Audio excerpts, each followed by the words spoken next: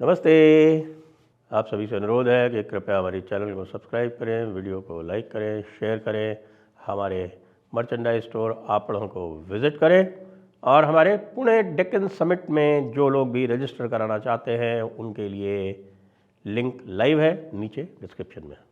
संभल में इस समय जो कुछ हो रहा है वह ऐतिहासिक है। ऐसा कार्य हो रहा है जो संभवतः 1947 के बाद से आज तक नहीं हुआ।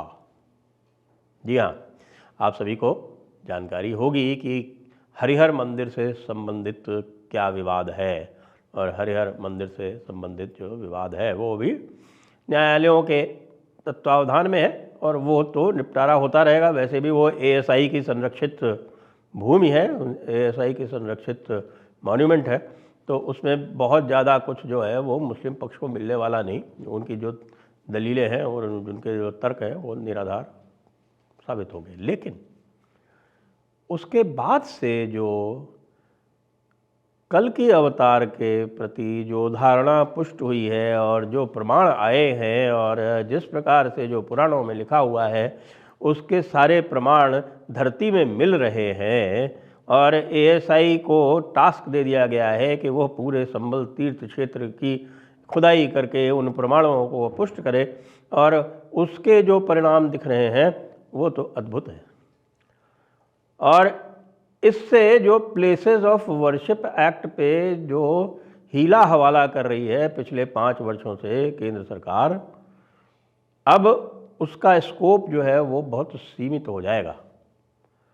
और भले ही परम पूजनीय सरसंघ चालक जी कुछ भी कहते रहें, उनकी बातों को अब श्रवण करने वाला और उस पर मनन करके निधिध्यासन करने वाला आपको अब विरला ही मिलेगा।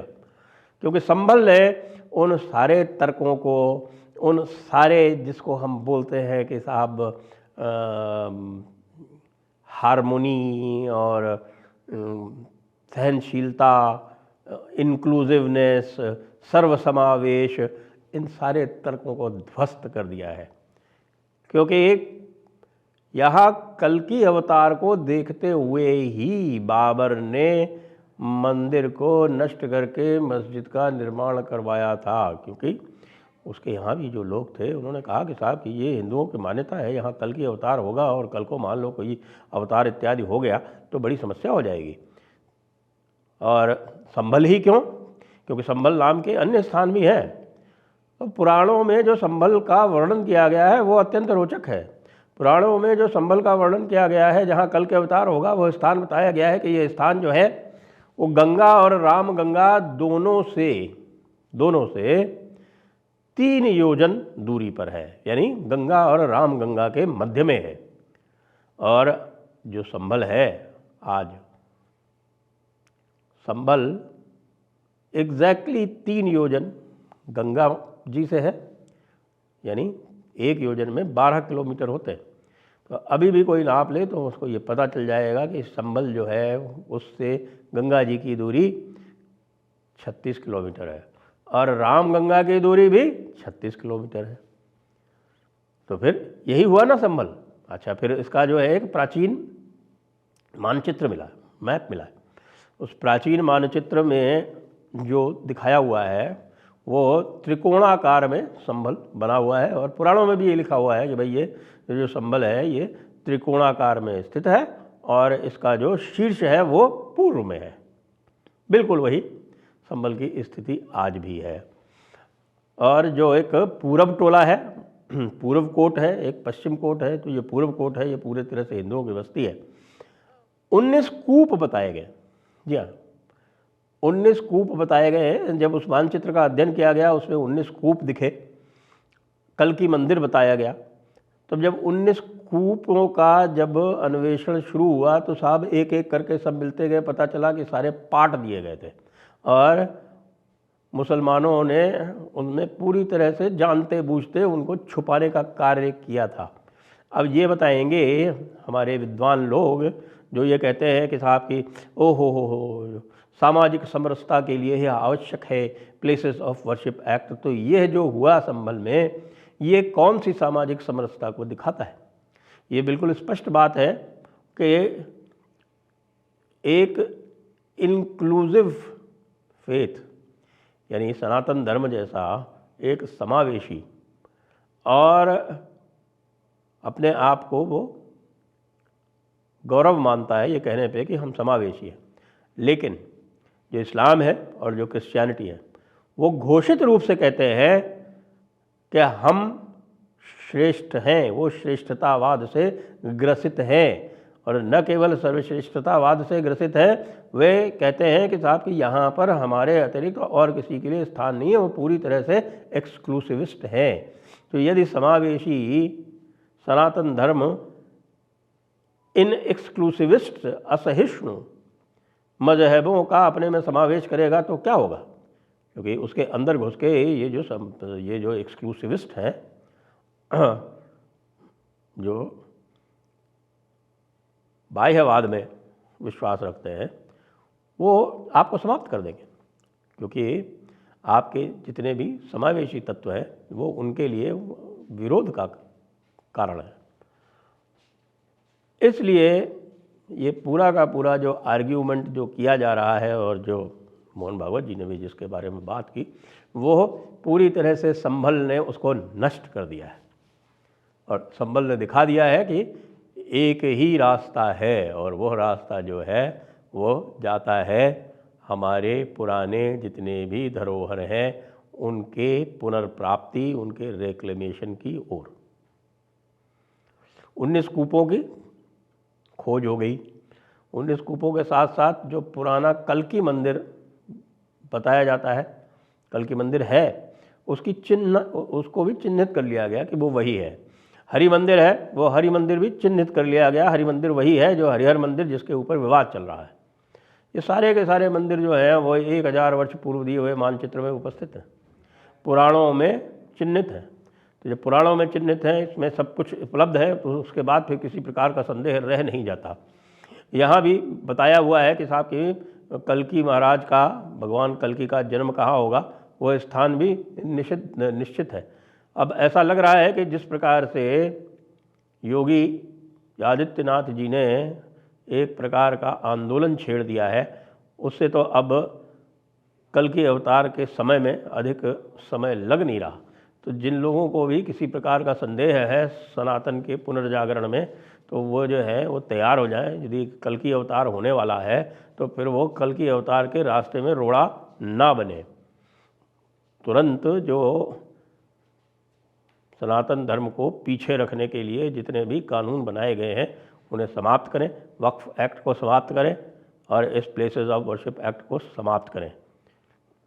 तो ये चीज़ साफ साफ दिख गई है। आज जो वहीं संभल के पास में चंदौसी है, वहीं से कोई 15 किलोमीटर दूर, वहाँ पर एक प्राचीन बावड़ी मिली और लोगों ने बताए यहाँ अनगिनत मंदिर जो है वो मुसलमानों ने छुपा के रखे हुए। बनारस में सिद्धेश्वर मंदिर मिल गया, सिद्धेश्वर मंदिर वहाँ भी, वो भी मुसलमानों के मोहल्ले में आ गया, तो उन्होंने उसके ऊपर कब्जा करके उसको बंद कर दिया। तो आज के दिन में जब आपके पास इंटरनेट उपलब्ध है, जब आपके पास पूरी नेटवर्किंग है, आप सारे प्रमाण निकाल सकते हैं, आपके पास ग्राउंड पेनिट्रेटिंग रेडार है, ऐसे समय में भी आप ये देख लीजिए कि दुस्साहसी लोग जो है, दुस्साहसी विधर्मी, यदि आपकी धरोहरों पर कब्जा करते जा रहे हैं, उन्हें समाप्त करते जा रहे हैं, उनको भग्नावशेष में परिवर्तित करते जा रहे हैं, तो इस्लामियों के समय में उन्होंने क्या किया होगा। पूरा का पूरा जो आर्ग्यूमेंट था मुस्लिम पक्ष का कि नहीं ऐसा नहीं है, और वैसे तो अब आर्ग्यूमेंट कोई रहा नहीं है, तो बस यही कहते हैं कि साहब ये प्लेसेस ऑफ वर्शिप एक्ट है, इसमें लिखा हुआ है, इसलिए ऐसा ना किया जाए। तो भाई जो प्लेसेस ऑफ वर्शिप एक्ट में लिखा गया है और 1947 की तारीख दी गई है, उसके साथ में ये भी तो लिखा गया है कि भाई कोई भी एंशेंट मॉन्यूमेंट इसके अंतर्गत नहीं आएगा। और एंशेंट मॉन्यूमेंट की क्या परिभाषा है, ये कोर्ट तय करेगा क्या? ये पार्लियामेंट क्यों नहीं तय करती कि एंशेंट मॉन्यूमेंट क्या है, कि भाई 100 साल से पुराना कोई भी वो एंशेंट मॉन्यूमेंट माना जाएगा? इतना सा कार्य करना है इनको। मोदी जी इस बात पर हीला हवाला मत कीजिए, क्योंकि ये बात बहुत आगे बढ़ गई है। ये जैसा कि मैं देख रहा था, और हमारे अमिताभ अग्निहोत्री जी हैं हमारे मित्र, और वो कह रहे थे कि भाई ये एक्सप्रेसवे बना दिया है योगी आदित्यनाथ ने, अब भारत का विकास इसी एक्सप्रेसवे पे चल के होगा, और यह एक्सप्रेसवे जो है वो हिंदुत्व की अस्मिता की एक्सप्रेसवे है। इस पे आप ना चल के और नीचे वाले खड्डेदार सड़क पर चलना चाहेंगे तो आप बहुत पिछड़ जाएंगे। ध्यान रखें, संभल ने एक रास्ता दिखाया है और उस रास्ते को योगी आदित्यनाथ ने पूरी तरह से अंगीकार कर लिया है।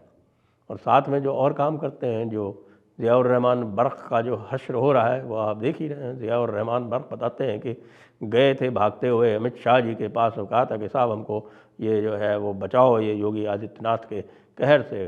उन्होंने कहा आपको कोई नहीं बचा सकता। योगी आदित्यनाथ जी ने यदि तय कर लिया है तो आप भी आज़म खां बनेंगे। अच्छा है कि आप अपने ये तुर्की शान जो है वो ओढ़ना बंद कर दें और भारतीय बन जाएं। और यही मैं बाकी सबसे भी कहना चाहूँगा। कम से कम उत्तर प्रदेश में तो ये निर्विवाद सत्य है कि जो कोई भी अपने को तुर्की और अरबी और फ़ारसी और मध्य एशियाई जो कुछ भी समझ रहे हैं वो चुपचाप या तो भारतीय बन जाएं और या फिर शरीयत के मुताबिक आचरण करें। तो शरीयत में कहा है कि भाई किसी भी काफिर मुल्क में नहीं रहना चाहिए, किसी भी काफिर मुल्क में किसी सच्चे मुसलमान को नहीं रहना चाहिए। अब पूरा का पूरा मुनाफिकीन के लिए 4.89 से लेके 4.100 तक ये सारा का सारा दिया हुआ है, 4.101 तक बल्कि। तो उसको देखें, क्यों नहीं करते उसके ऊपर अमल। यानी कि रहेंगे भारत में और गाएंगे अरब की, ये तो नहीं चलेगा, क्योंकि अरब वाले तो अब आजकल स्वयं भारत की गा रहे हैं, आपको पता है। अभी अभी कुवैत में आपने देखा कि क्या हुआ। कुवैत में रामायण और महाभारत का अरबी में अनुवाद करके और उस पर मोदी जी के बाकायदा हस्ताक्षर करवाए गए। तो अरब तो जो है वो हिंदू मान्यताओं को ऑनर कर रहा है, उनको गौरवान्वित कर रहा है, उनको मान रहा है, आदर दे रहा है, सत्कार कर रहा है। और यहाँ वाले जो बैठे हुए हैं, ये जो कन्वर्ट, जिनको कि मक्का मदीना में वाले जो हैं, जो वहाँ के मौलवी हैं, वो कहते हैं कि ये मुसलमान ही नहीं है, ये तो कन्वर्टेड हैं और इनका जन्नत पर कोई अधिकार नहीं है, वो अपने आप को पता नहीं क्या समझ रहे हैं। तो इसलिए हमारे भाईजान लोगों, थोड़ा विचार करो। और जो हमारे सेक्युलर बिरादरी के लोग हैं और जो ढीलम ढाल वाले जो हैं, वो हमारे हिंदू नेता हैं, उन सबको संभल से सबक लेना चाहिए। जय हिंद, जय भारत, वंदे मातरम।